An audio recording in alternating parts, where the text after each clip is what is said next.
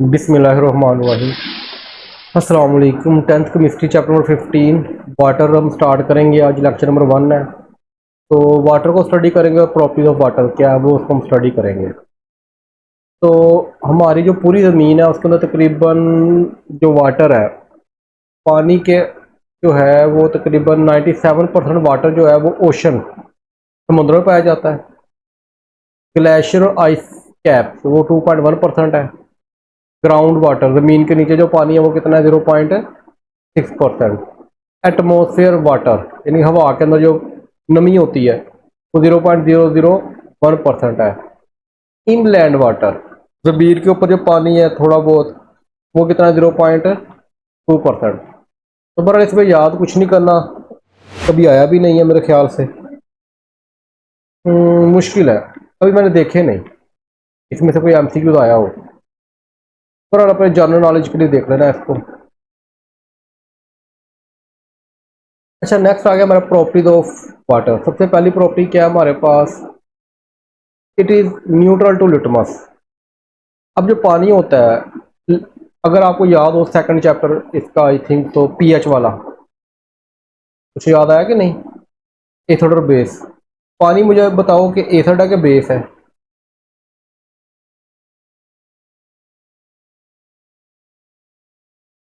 Acid है कि base है? माशाल्लाह।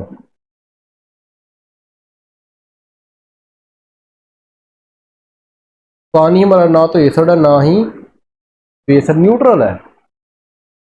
एसिड की जो पीएच होती है वो क्या थी, 7 से कम थी, और बेस की पीएच 7 से, तो इसका मतलब एसिड पानी की पीएच कहाँ पे होगी, 7 पे ही होगी। ना वो एसिड है ना वो बेस है, बल्कि न्यूट्रल है। इसका मतलब उसके अंदर जब आप लिटमस पेपर डालोगे, अगर आप ब्लू लिटमस पेपर पानी में डालोगे तो ब्लू ही रहेगा, कोई चेंजिंग नहीं आएगी। अगर रेड भी डालोगे तो वो रेड ही रहेगा, वो चेंजिंग नहीं आएगी। तो वो यही बात कह रहा है यहाँ पे कि it is a neutral to litmus, कि लिटमस के ऊपर इसका कोई असर नहीं होता, न्यूट्रल होता है। अच्छा, नेक्स्ट आ गया इट्स फ्रीजिंग पॉइंट। पानी का फ्रीजिंग पॉइंट क्या होता है, कहाँ पे बर्फ बनता है पानी? पानी बर्फ कहाँ बनता है? हाँ जी, पानी का फ्रीजिंग पॉइंट होता है 0 डिग्री सेल्सियस। क्या होता है? 0 डिग्री सेल्सियस। 0 डिग्री सेल्सियस में बर्फ बन जाता है, और 100 डिग्री सेल्सियस उसके दरमियान में ये पानी की शक्ल में रहता है, वाटर ही। लेकिन जैसे ही 100 डिग्री सेल्सियस पे जाता है तो क्या बन जाता है, ये बॉयल होना शुरू हो जाता है। क्या होना शुरू हो जाता है, ये बॉयल। तो कोई 0 या 0 से कम आइस है, 0 और 100 के दरमियान ये वाटर की शक्ल में ही है। लेकिन 100 या 100 से ज़्यादा जब 100 पे जाएगा तो इसका क्या शुरू हो जाएगा, बॉइलिंग पॉइंट शुरू हो जाएगा। ठीक है, 0 डिग्री सेल्सियस पे ये फ्रीज होता है और 100 पे ये बॉयल होना शुरू हो जाता है एट सी लेवल। ये भी बताना बहुत जरूरी है, सी लेवल के ऊपर बात कर रहा है। It's maximum density is 1 gram per centimetre cube at 4 degree Celsius. ये एमसीक्यूज के लिए अहम भी है। अच्छा, इसको मैं समझाऊंगा नहीं बस ये, क्योंकि काफ़ी कॉम्प्लिकेटेड हो जाएगा समझाना। अब देखो, ये हमारा सॉलिड है। डेंसिटी का मतलब होता है मास over volume.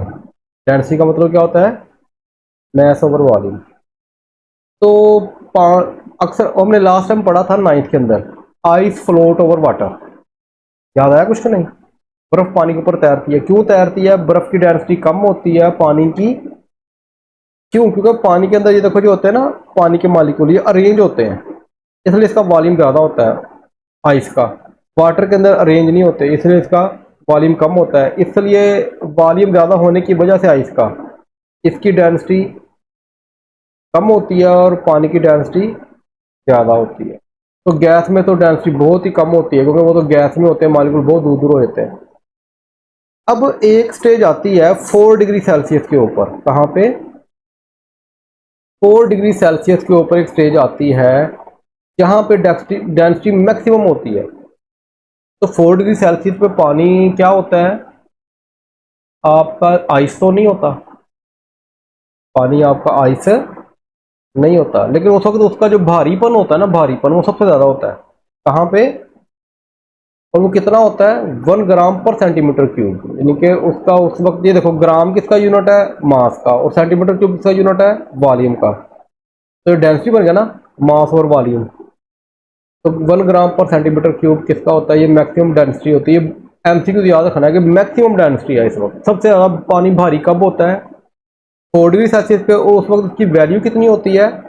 1 gram per centimetre cube होती है।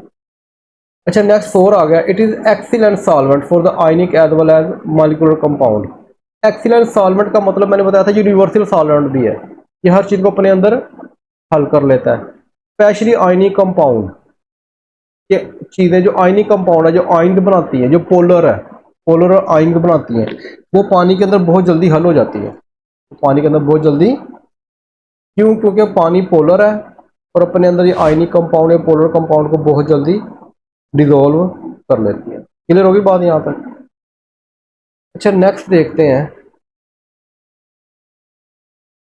नेक्स्ट जो प्रॉपर्टी है वो हमारे पास है, it has unusual high heat capacity about 4.2 joule per gram पर केल्विन। ये 9th क्लास फिजिक्स के अंदर मैंने समझाया हुआ है। हीट कैपेसिटी का मतलब क्या होता है? हीट का मतलब गर्मी, हरारत। कैपेसिटी का मतलब लिमिट, गुड, शाबाश। ऐसा होता है ना कैपेसिटी। मैं पूछता हूँ आपसे कि आप की खाना खाने की क्या कैपेसिटी है? ये मैक्सिमम कितनी रोटियां खा सकती हो आप? 5? एक खा सकती हो। तो ये अभी क्या है? कैपेसिटी। कुछ लोग होते हैं वो 5 भी खा जाते हैं, कुछ 2 या 3 खाते हैं। तो क्या है कैपेसिटी? उससे ज़्यादा वो नहीं खा सकते। तो कैपेसिटी का मतलब वो अपने अंदर कितना स्टोर कर सकता है किसी चीज़ को। वो अपने अंदर किसी चीज़ को कितना।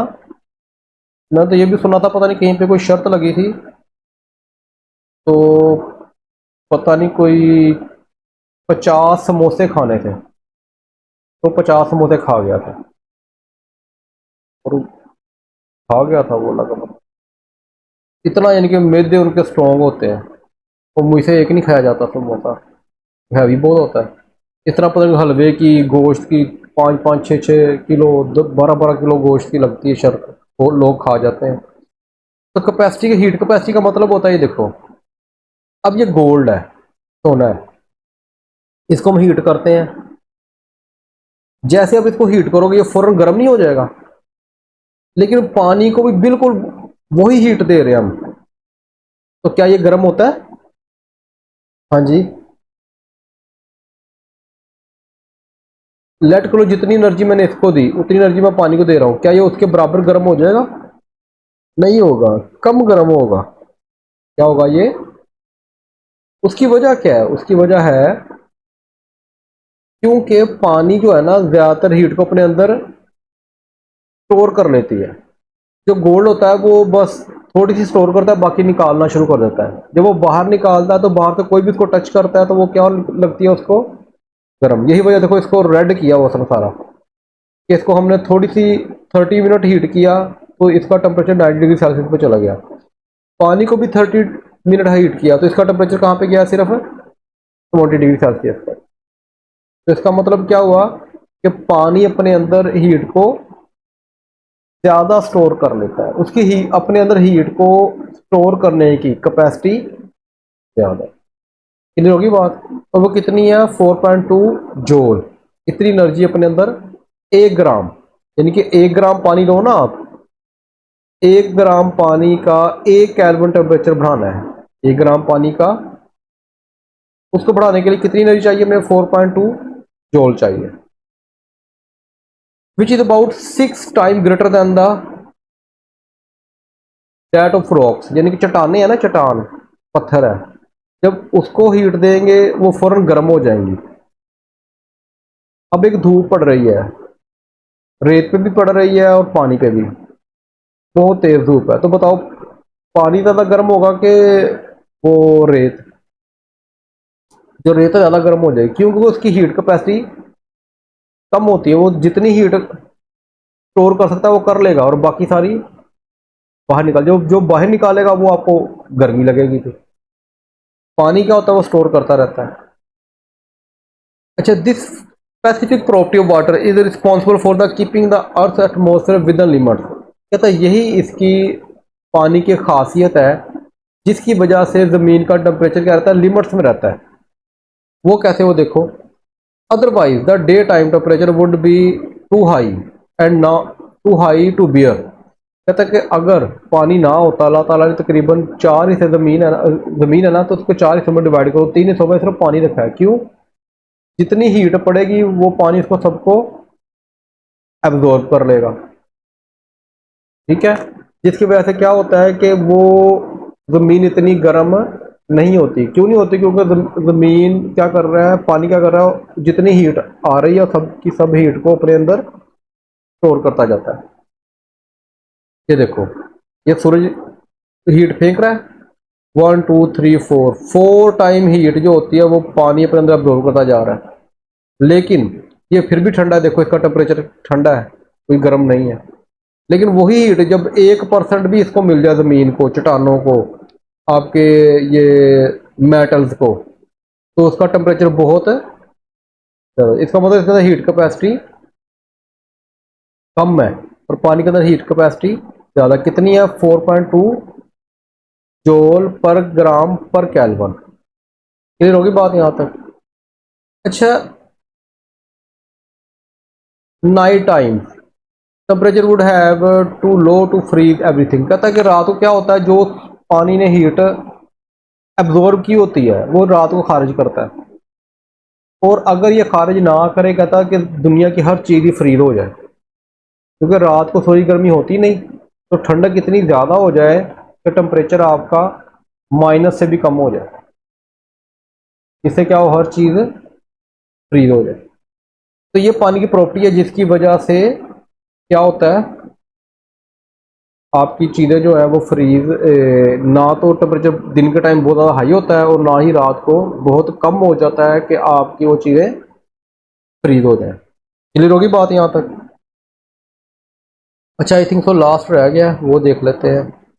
Properties of the water, it has high surface tension. क्योंकि सरफेस टेंशन बहुत ज़्यादा होती है। सरफेस टेंशन का मतलब पता है आपको?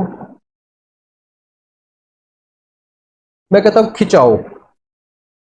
This unique property of the water is responsible for the high capillary action. Capillary action का मतलब क्या होता है? कैपिलरी का मतलब होता है किसी चीज को नीचे से ऊपर की जानिब खींचना। किसी चीज को नीचे से ऊपर की जानिब खींचना। तो पानी की सरफेस टेंशन की वजह से जमीन से पानी ऊपर की जानिब जा रहा है। हमेशा पानी ऊपर से नीचे आता है।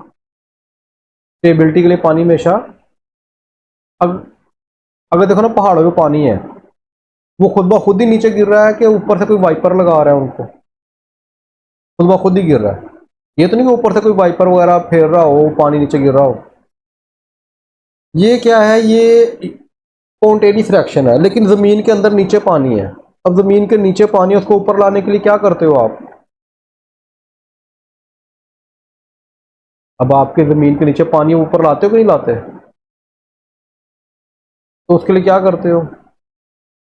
आप लोग मोटर चलाते हो।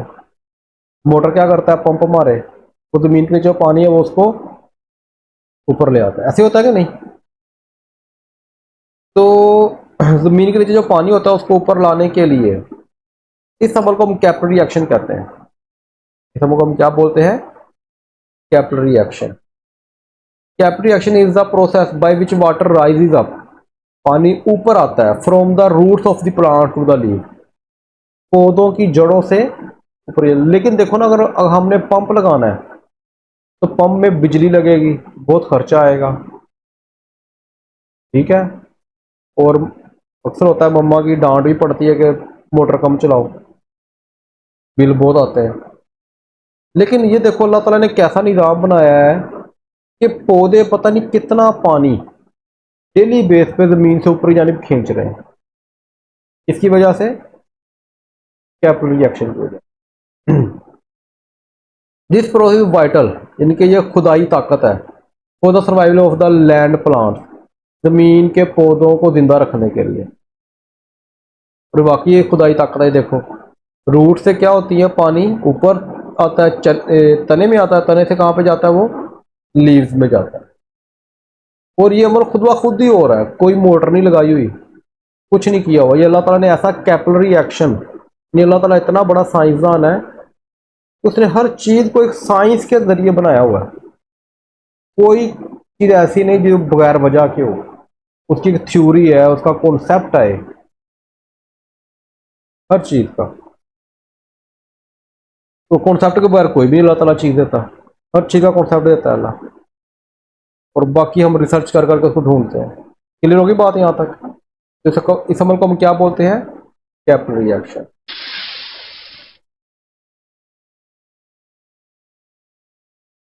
और फिजिक्स